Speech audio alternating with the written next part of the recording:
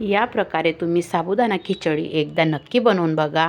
तुम्ही बघू शकता अगदी मोकळी मोकळी झालेली आहे आणि बटाटे उकडायची सुद्धा गरज नाही. कच्च्या बटाट्याचे काप करून मस्त छान अशी आता तुम्ही पुढं रेसिपी बघणारच आहे. तर बघू शकता इथं शेंगदाणे छान भाजून घेतले. 2 मध्यम आकाराचे बटाटे कट करून असे चकत्या बनवलेल्या आहे आणि पाण्यात ठेवलेले आहे. साबुदाणा छान असा रात्रीच भिजत ठेवलेला होता. आता बघा इथं मी 5 ते 6 अशी लाल मिरची घेतलेली आहे. कारण मिरची पावडर कांडप मशीनवर दळलेली असते, त्याच्यामुळे मग अशी मी मिरचीची पावडर करून घेते आणि लाल मिरची पावडरपासून आपण आज साबुदाणा बनवणार आहे. आता बघा असे बटाटे मी मस्त पाण्यामध्ये ठेवलेले आहे. नमस्कार, मी स्वाती सोनाक्षी बराटे व्हेज रेसिपीमध्ये तुमचे खूप खूप मनापासून स्वागत करते. चला तर मग रेसिपीला सुरुवात करूया. रेसिपी स्किप न करता संपूर्ण बघा. इथं कढई ठेवली. कढई तापल्यानंतर मी इथं तेल वापरलेलं आहे 2-2.5 पडी. साबुदाण्याला थोडं कमीच तेल वापरा, नाहीतर मग खूप तेलकट होतो साबुदाणा. आता बघा असे कच्चेच बटाटे मी असे काप करून घेतले. ही माझ्या आईची पद्धत आहे. माझी आई या प्रकारेच बनवते साबुदाणा, खूप सुंदर होतो. आई हिरवी मिरचीचा वापर करते, पण बटाटे आईची अशीच आई म्हणजे कच्च्या बटाट्यांचेच काप करून आई असे छान मस्त तेलामध्ये होऊ देते. आधी मिरच्या होऊ देते, मग नंतर बटाटे टाकून घेते आणि खूप सुंदर लागतात. टेस्ट पण खूप छान छान लागते. आणि बघा असे बटाटे आता वाफ येऊ द्यायची आणि बटाटे शिजले का असं उलटणीच्या साह्याने सराट्याने कट करून बघायचं आपले बटाटे शिजले का. आणि थोडंसं आता मी मीठ टाकणार आहे, म्हणजे आपल्या बटाट्यांना पण चव छान अजून येते आणि आपले बटाटे अडणे लागत नाही आणि साबुदाण्यामध्ये पण खायला खूप सुंदर लागतात. तुम्ही असेच बटाटे सुद्धा थोडेसे खाऊ शकता, खूप सुंदर लागतात. आणि बघा आता इथं मी साबुदाणा जो भिजवून घेतलेला आहे रात्रभर, आपल्याला सकाळी बनवायचा होता साबुदाणा, तर मी आता चवीनुसार मीठ टाकणार आहे साबुदाण्यावर. कारण एकसाथ असं साबुदाण्यावर मीठ टाकून जर मिक्स करून घेतलं तर एकसारखं मीठ लागून जातं साबुदाण्याला. आणि बघू शकता आता आपण जे शेंगदाणे घेतले होते भाजून, त्याची मी खूप जास्त साल काढली नाही, अगदी थोडीशी काढली. आणि बघू शकता आता मी ते दाण्यांचं कूटसुद्धा असं जाड बारीक करून घेतलं.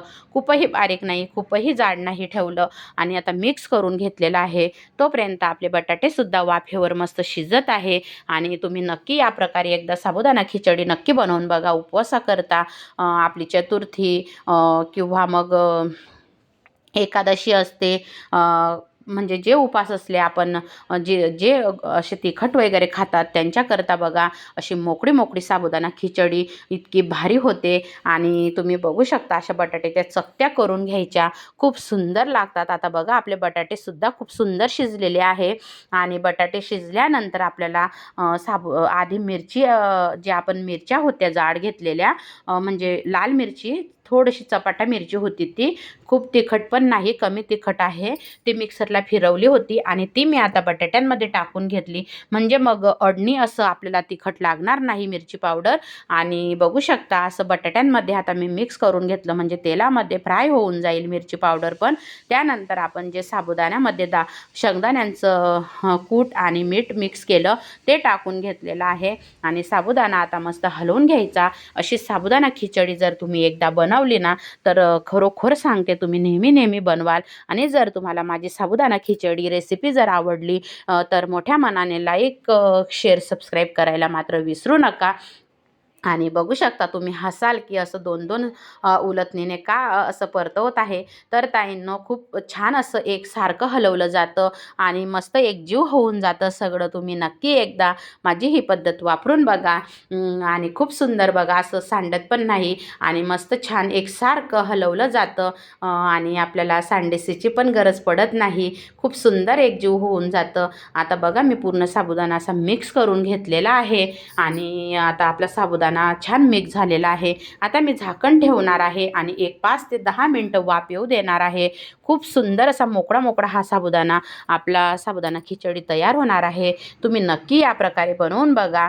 आणि परत मी एकदा आता हलवून घेणार आहे. बारीक गॅसवरच होऊ द्यायचा मस्त, कारण मग छान वाफ येते साबुदाण्याला आणि मऊ होतो, अगदी मोकळा मोकळा पण होतो आणि सॉफ्ट पण होतो.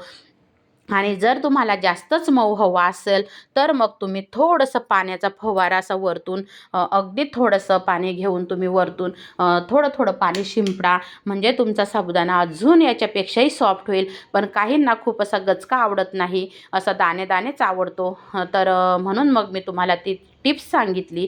आणि आता मी तर असंच राहू देणार आहे, कारण मिस्टरांना असाच मोकळा मोकळा साबुदाणा आवडतो. मला तर थोडासा गचका आवडतो.